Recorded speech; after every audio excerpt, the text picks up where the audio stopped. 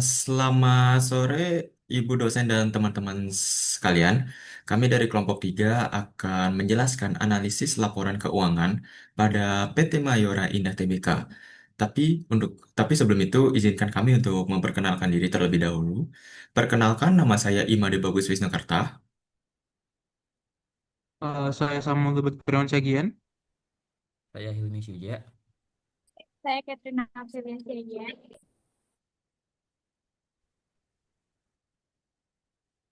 Oke, selanjutnya akan saya akan membahas tentang company profile terlebih dahulu. Pertama, PT Mayora ini didirikan pada tahun 1977 dan menjadi perusahaan publik pada tahun 1990, yang dimana posisi pasar pada saat itu di mana posisinya itu adalah sebagai produsen makanan dan minuman yang menjadi salah satu terbesar di Indonesia. Dan dengan produk unggulan mereka itu seperti biskuit Roma, permen Kopiko, cemilan Beng Beng, minuman Energen, dan Torabika Kopi. Jangkauannya itu cukup luas, bahkan mengglobal. Mereka tuh mengekspor lebih dari 100 negara dari Asia, Eropa, Amerika, Afrika. Produk Kopiko bahkan pernah dibawa ke luar angkasa. Untuk selanjutnya itu terdapat visi dan misi dari perusahaan yang dimana visinya menjadi produsen makanan dan minuman yang berkualitas dan terpercaya di pasar domestik maupun internasional, serta menguasai pangsa pasar terbesar dalam kategori produk sejenis.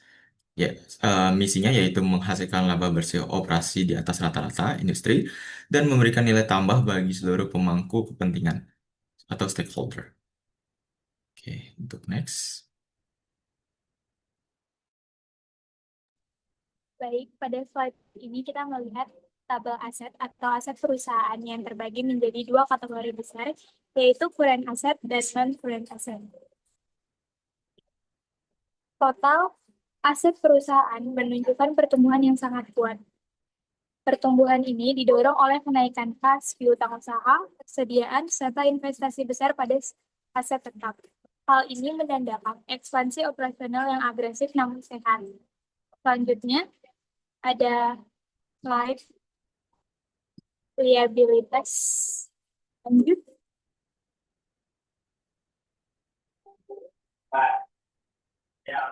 Slide total liabilitas naik.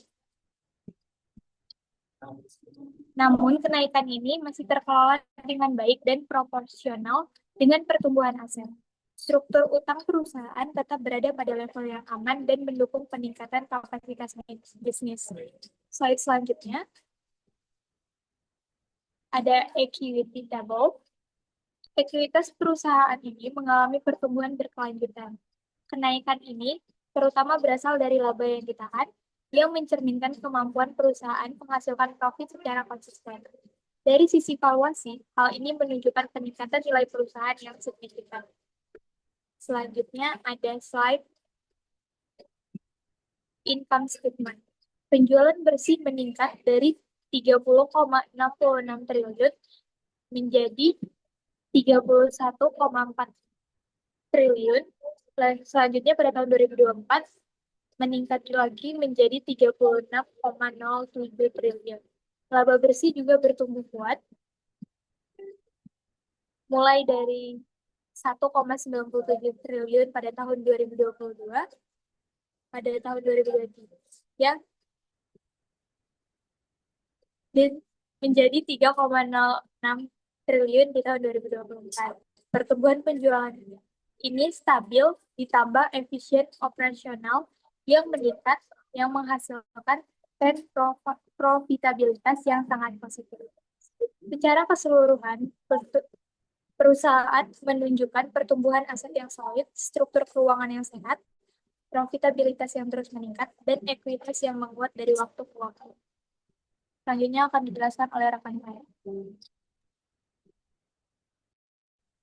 Oke, selanjutnya ada analisis likuiditas. Di sini memakai current ratio dan quick ratio. Yang pertama itu ada current ratio yang di sini itu digunakan untuk mengukur kemampuan perusahaan membayar kewajiban jangka pendek menggunakan aset lancar. Bisa dilihat dari data yang sudah kami paparkan, untuk current ratio di 2022 itu ada di angka 2,62. Dan di 2023 itu ada di angka 3,67, sedangkan di 2024 itu ada di 2,65. Jadi selama 3 tahun terakhir, current ratio Mayora itu berada pada kondisi yang kuat dan stabil karena berada di atas angka 1. Hal ini menunjukkan bahwa perusahaan memiliki posisi keuangan yang sangat aman dan mampu melunasi kewajiban operasional tanpa tekanan likuiditas. Ini menandakan bahwa bisnis dijalankan dengan kontrol modal kerja yang baik sehingga risiko kesulitan kas berada pada level minimum. Yang kedua ada quick ratio yang di sini tuh dipakai untuk menunjukkan kemampuan perusahaan membayar utang lancar tanpa bergantung pada penjualan persediaan.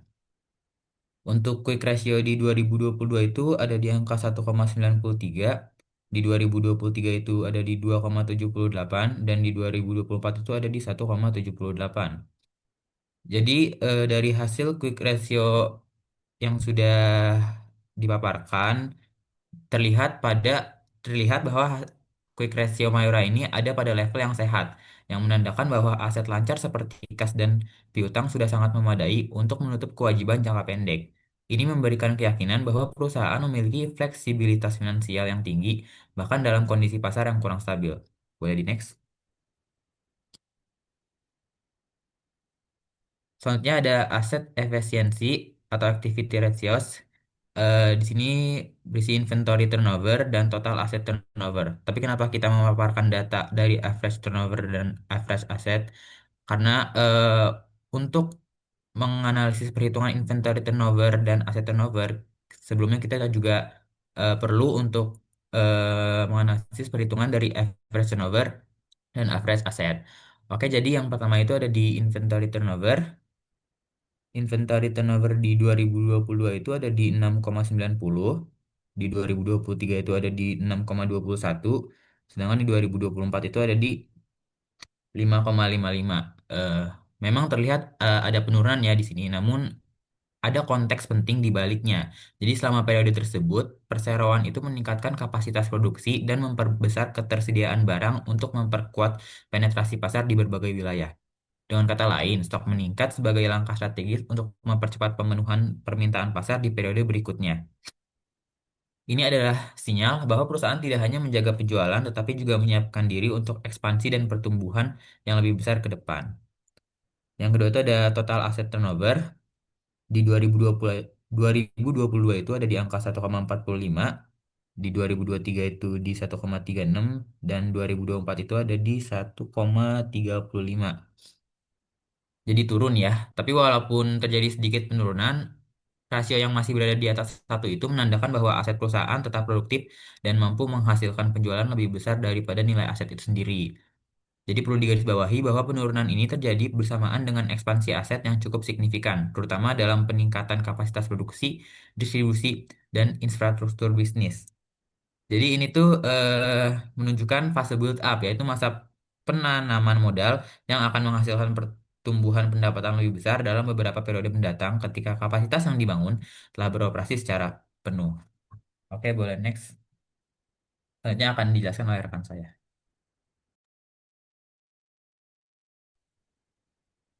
Leverage atau financing decision.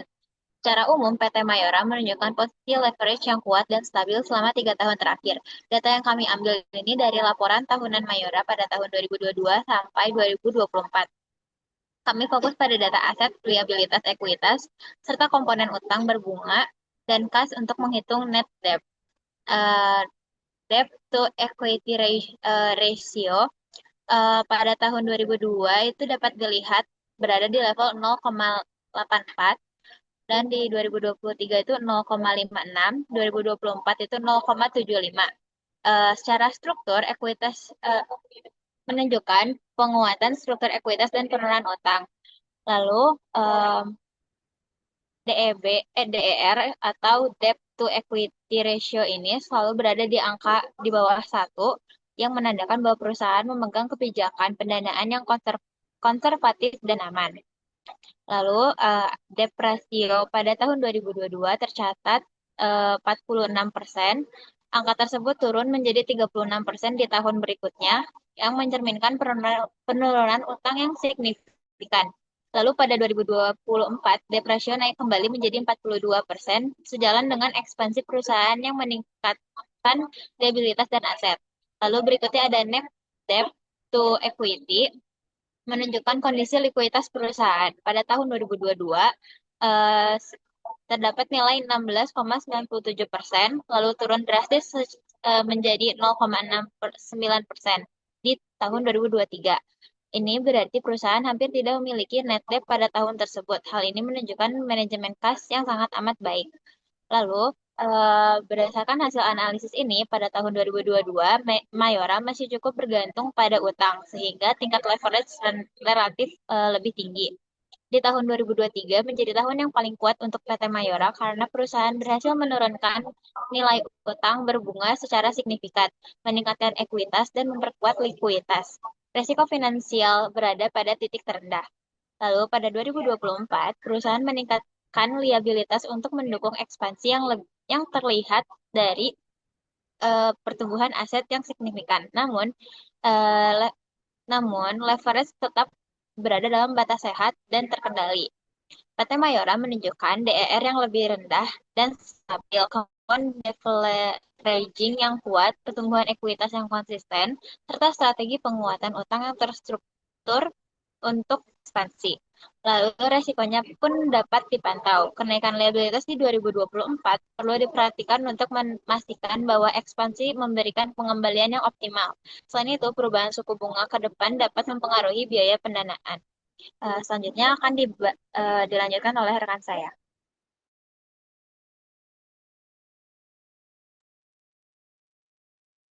Eh, Selanjutnya saya akan menjelaskan tentang high financial data, di mana data-data keuangan utama ini berfungsi sebagai masukan dan juga acuan penting untuk analisis, di mana tujuan utamanya adalah untuk menyajikan angka keuangan absolut dan mentah yang terdiri dari net sale, gross profit, operating profit, net income, total aset, dan juga total equity. Di mana yang diambil langsung dari laporan tahunan PT Mayura Indah Tbk dari tahun 2022 hingga 2024. Angka-angka terverifikasi ini krusial karena dua alasan. Yang pertama, untuk melakukan perhitungan rasio, di mana angka-angka ini merupakan komponen penting untuk menghitung secara akurat semua rasio profitabilitas dan juga dew point di bagian setelahnya. Yang kedua adalah untuk melakukan konfirmasi skala dan juga tren, di mana angka-angka ini memungkinkan kita untuk melakukan analisis dengan cepat dan juga memahami seberapa besar absolut dan juga tren pertumbuhan bisnis, seperti ekspansi total aset ataupun peningkatan volume penjualan.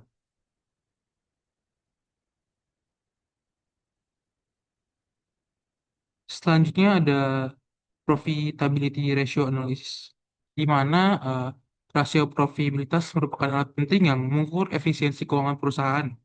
Rasio ini secara langsung mengukur seberapa efektif perusahaan mengkonversi pendapatan penjualan dan juga memanfaatkan total asetnya menjadi laba aktif, sehingga memberikan penilaian definitif terhadap kesehatan bisnis.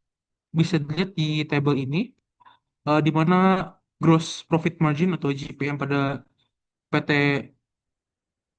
Mayora 2024 adalah sebesar 25,60%, 2003-nya sebesar 25,66%, dan juga 2022-nya sebesar 20,64%. Lalu ada net profit margin atau NPM-nya pada tahun 2024 sebesar 7,71%, 2023-nya sebesar 7,27%, 2022 sebesar 4,85%. Lalu untuk return on asset-nya atau ROE pada 2024 sebesar 11,23%, 2023 9,59%, 2022 6,68%. Lalu untuk return on equity atau ROE pada tahun 2022, 2024 22,48%, 2023 sebesar 20,43%, dan 2022 sebesar 15,7%. Nah, dari sini kita bisa menunjukkan kalau GPM-nya menunjukkan sedikit stabilitas yang tinggi, di mana setelah peningkatan tajam di tahun 2002 ke tahun 2003, mereka naik sebesar 5,2%, di mana margin kotornya stabil di sekitar 25,6%. Lalu untuk NPM-nya menunjukkan tren kenaikan yang kuat, di mana margin laba bersih secara konsisten meningkat dan juga menunjukkan bahwa porsi yang lebih besar dari setiap rupiah dalam penjualan ditambah sebagai laba bersih. Kedua ada ROE, di mana menunjukkan pemanfaatan aset yang efisien, di mana ROE mengalami peningkatan substansial dari 6,68% menjadi 11,23% dan menandakan bahwa perusahaan menjadi lebih efektif dalam menggunakan total asetnya untuk menghasilkan laba. Selanjutnya ada ROI, di mana menunjukkan hasil yang signifikan, di mana terjadinya peningkatan dari 15,7%, 15,07% menjadi 22,48%, di mana hasil ini menunjukkan adanya peningkatan terus-menerus dalam pembalian investasi bagi pemegang saham.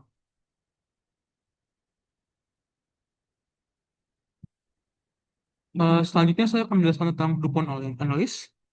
Berdasarkan di tabel ini, eh, saya mendapatkan beberapa kesimpulan. Yang pertama itu untuk pendorong utama atau profitabilitas, di mana peningkatan ROI perusahaan dari 15,07% pada tahun 2022 menjadi 22,48% pada tahun 2024, yang mana naik secara signifikan, terutama didorong oleh peningkatan kinerja laba bersih per bulan yang tercermin dari kenaikan margin laba bersih ataupun NPM. Lalu ada efisiensi aset ataupun TATO, di mana efisiensi aset perusahaan atau TATO membaik pada tahun 2024, yang mana mereka naik sebanyak 1,46 kali, yang menunjukkan bahwa perusahaan menghasilkan lebih banyak penjualan untuk setiap rupiah aset yang dimiliki dibandingkan dengan tahun sebelumnya.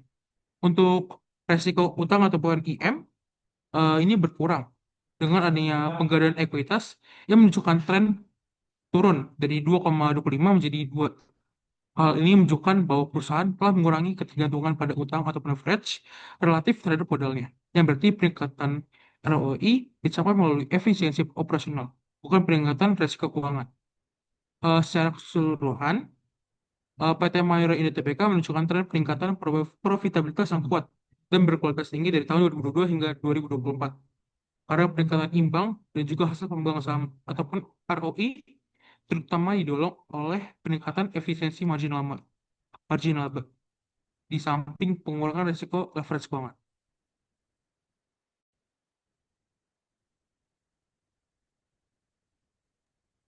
Baik, selanjutnya ada kesimpulan.